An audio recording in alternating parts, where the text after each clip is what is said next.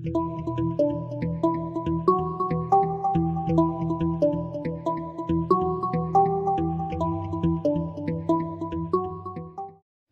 လုံးပဲမင်္ဂလာပါကလေးကတော့ဆရာတို့ဒီစာခွဲကိန်းဆိုရဲဖတ်တာအကြောင်းတွေကိုပြောမယ်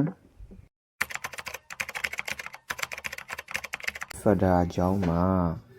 ကိန်းလေးတစ်ခုကိုဆရာတို့စာခွဲကိန်းရှာကြည့်မယ်ဥပမာဆရာတို့က6ကိုဆရာတို့ကစာခွဲကိန်းရှာမယ်ဆိုကြပါစို့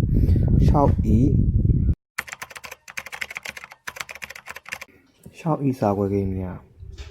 6ရဲ့စာခွဲကိန်းကိုလိုချင်တယ်ဆိုလို့ရှိရင်ဒီလျှောက်ကလေးကိုဘယ်သူကစပြီးတော့သူအပြတ်စားနိုင်လဲဆိုတော့ကြည့်မယ်ဒီကိန်းကနန်းလျှောက်ကလေးကိုဆရာတို့ဘယ်သူကစပြီးအပြတ်စားနိုင်လို့ဆိုတော့1ကစပြီး1လျှောက်လီလျှောက်ဆိုတဲ့ကြောင့်3ညဖြစ်တယ်အဲ့ဒါဆိုလို့ရှိရင်ဘာလီအောင်ဆိုတော့1လျှောက်လီလျှောက်ရတယ်နောက်ထပ်ဒီလျှောက်ကလေးကိုပဲဘယ်ကိန်းကဆရာတို့အပြတ်စားနိုင်လို့ဆိုတော့နောက်ထပ်ထပ်ပြီးတော့ကြည့်လိုက်မယ်ဒီလျှောက်ကလေးကိုပဲ2နဲ့စားကြည့်မယ်2နဲ့စားကြည့်လိုက်တဲ့အခါမှာ2 3လီပါဖြစ်မှလဲလျှောက်ဆိုတော့3ညရတယ်အဲ့ဒါဆိုလဲ2ကလည်းရတယ်2 3လီလဲဆရာတို့က6ရတယ်အဲ့ဒါဆိုလို့ရှိရင်ဆရာတို့ထပ်ပြီးတော့စားလို့ရသေးလားဆိုတော့ထပ်ပြီးတော့စားလို့မရတော့ဘာကြောင့်လဲဆိုဥပမာလေးနဲ့ဆရာတို့ဒီမှာကျင်လိုင်းတစ်ခုပြမယ်ဒီမှာဆရာတို့ကတစ်ပေါ့ကိန်းကနန်းအဲ့ကနေပြီးတော့ဆရာတို့ကဒီမှာ2ရှိမယ်3ရှိမယ်4ရှိမယ်5ရှိမယ်ဆရာတို့6ရှိမယ်ဆိုကြပါစို့အခုဆရာတို့ရောက်နေတဲ့ဟာကဒီမဲ့1 6လီ6ဆိုပြီးတော့လဲဆရာတို့ရခဲ့တယ်နောက်ထပ်2 3လီ6ဆိုလဲဆရာတို့ကရရှိခဲ့တယ်အဲ့ဒီခါမှာဒီ2က3ရဲ့ဒီကြားထဲမှာဆရာတို့ဘာကိန်းရှိသေးလဲဘာကိန်းမှမရှိတော့ဘူးဘာကိန်းမှမရှိဆိုရင်ဆရာတို့အလီလဲဆိုစရာမလိုတော့အဲ့ဒါဆိုလို့ရှိရင်အခု6ကစာခွဲကိန်းတွေအားလုံးကပြီးသွားပြီအဲ့ဒါဆိုရင်6ကစာခွဲကိန်းနဲ့ဘာလူတွေလဲဆိုတော့ဆရာတို့ပြန်ပြီးတော့ဒီစာကိုပြန်ရေးမယ်6 ဤစာခွဲကိန်းများ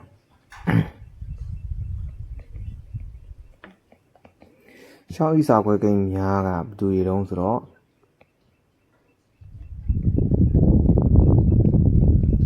အပေါ်မှာရေးခဲ့တဲ့ကိန်းလေးတွေ1က2က3ရ6ကအဲ့ဒီကိန်းလေးတွေလိုက်ရင်ဒီပု္ပ္ပာဆရာတို့ပြီးသွားပြီအဲ့ဒါဆိုလို့ရှိရင်နောက်ထပ်22မှ4ကိုလည်းထပ်ပြီးတော့ရှာကြည့်မယ်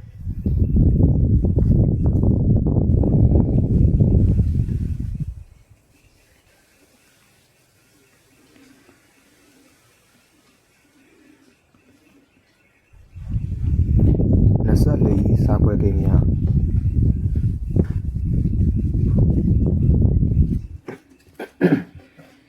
24စာခွဲကိန်းများကိုရှာခြင်းပထမဆုံးက24ကိုဘာသူကရင်သူ့ကိုပြတ်စားနိုင်လို့ဆိုတော့1ကပဲပြတ်စားမယ်24ကို1ကပဲပြတ်စားမယ်1 24လီ24 3ညရတယ်အဲ့ဒါဆိုလို့ရှိရင်1ကဘယ်သူနဲ့မြောက်မလို့24နဲ့မြောက်မယ်1 24လီ24နောက်ထပ်အဲ့22မှ4ကိုပဲဆရာတို့က2နဲ့ရောစားလို့ရလားကြည့်မယ်22မှ4 2တလီ2လီ4 3ညအဲ့ဒါဆိုလို့ရှိရင်ရရတဲ့ဆိုတဲ့အတွက်ကြောင့်22လီပေါ့22လီလဲ24ရတယ်22လီလဲရတယ်ဆိုနောက်ထပ်22မှ4ကိုပဲ3ဝရနိုင်သေးလား3နဲ့ရောစားကြည့်မယ်အဲ့ဒီ22မှ4ကို3နဲ့စားမယ်3ရှိလီ22မှ4ရတာပဲ3ရှိလီ22မှ4နောက်ထပ်22မှ4ကို4နဲ့ရောရမလား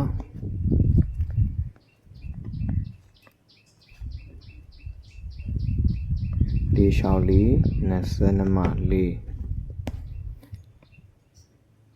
4လျှောက်လီလည်း24ရတယ် အဲ့ဒါဆိုလို့ရှိရင်4နဲ့6ကကြားထဲမှာဘာတစ်လုံးပဲကျင်တော့ဆရာတို့ကလည်းမျိုးမှာကျင်လိုင်းပြသလိုမျိုးပေါ့4နဲ့6ကနေရာမှာဘယ်သူပဲကျင်တော့ဒီနေရာမှာ5လေးတစ်လုံးတော့ကျင်တယ်အဲ့ဒီ5လေးကိုအလီဆိုကြည့်ပါ5တက်လီ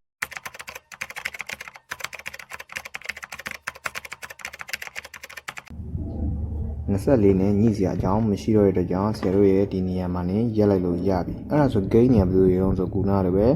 1 2 3 4 6 8 12 24အဲ့ဒါကိုဖြည့်ထုတ်ပြီးလိုက်ရင်ဆရာတို့ရဲ့ဒီစာခွဲ gain ဆိုတာကိုရပြီအဲ့ဆိုရင်စာလေးရေးမယ်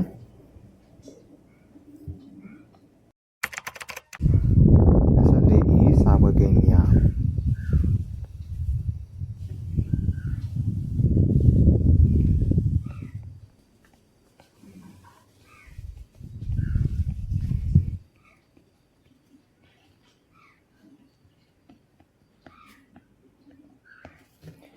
1 2 3 4 6 8 12 24ဆိုရင်24ရဲ့စာဝတ်ခင်းတွေကိုလည်းရလာပြီအဲ့ဒါဆိုဆရာတို့လေ့ကျင့်ခန်းလေးတစ်ခုလောက်တွက်ကြည့်အောင်လေ့ကျင့်ခန်းကတော့စာမျက်နှာ14မှာရှိရဲ့ grade 6 textbook စာမျက်နှာ14မှာရှိရဲ့လေ့ကျင့်ခန်း 2.1 မှာ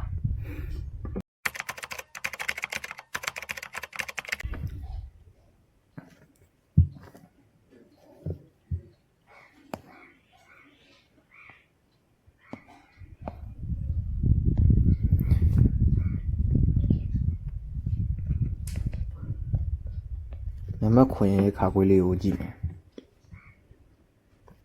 သူက35ကိုဘာလို့ခိုင်းတာလဲဆိုတော့စာခွဲကိုင်းချခိုင်းတာအဲ့ဒါဆိုလို့ရှိရင်ဆရာတို့က35ရဲ့စာခွဲကိုင်းချဖို့အတွက်ပြတ်စားနိုင်တော့ဆိုတော့လာချင်း35ကိုပြတ်စားနိုင်တာတစ်ကပဲစာပြီးပြတ်စားနိုင်တယ်135လီ35ဆိုရတဲ့ကြောင့်1မြောက်35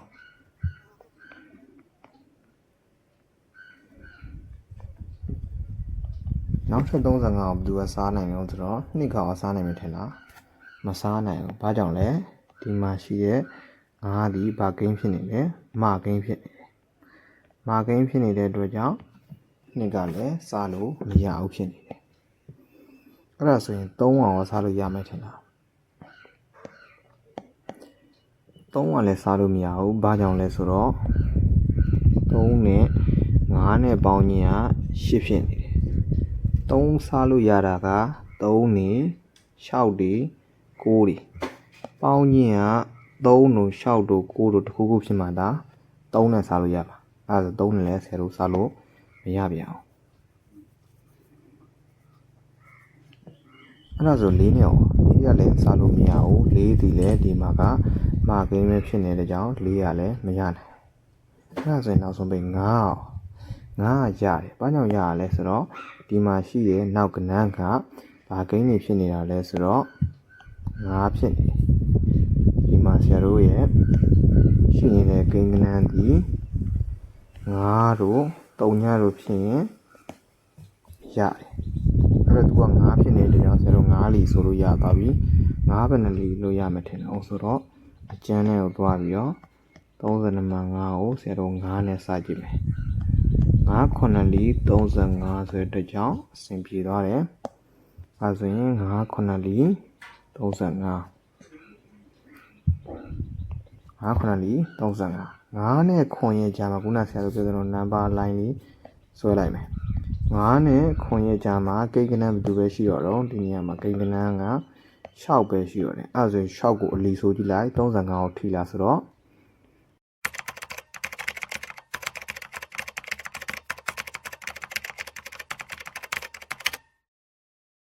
က35ဆိုတော့လုံးဝကိုမထိတော့ဘူးအဲ့တို့ကြောင့်6ဒီလီဆိုစရာမလိုတော့ဘူးအဲ့ဒါဆိုလို့ရှင်ဆရာတို့ဒီပြီးပြီဆိုလို့ရှင်ဆရာတို့ကဘယ်သူတွေကိုရေးမလို့1ကေ9ရယ်ခွန်ရယ်30နံပါတ်9ရယ်စာလေးကဘယ်လိုရေးမလဲ35ရေးစာခွဲကိန်းများ35ရေးစာခွဲကဘယ်လိုရေးလဲ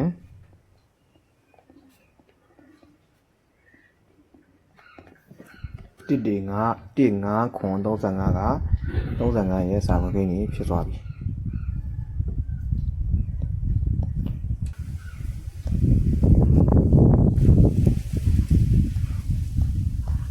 60နံပါတ်1ကဘာကိန်းရောသုဒ္ဓကိန်းဆိုတဲ့အကြောင်းအိုင်မာနဲ့0ကပြီးသွားပြီ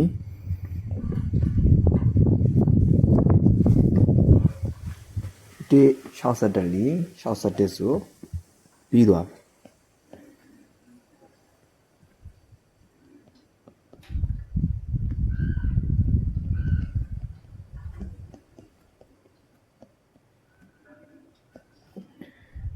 61စာကိန်းများ1.61ဆိုပြီးပြီဆရာတို့က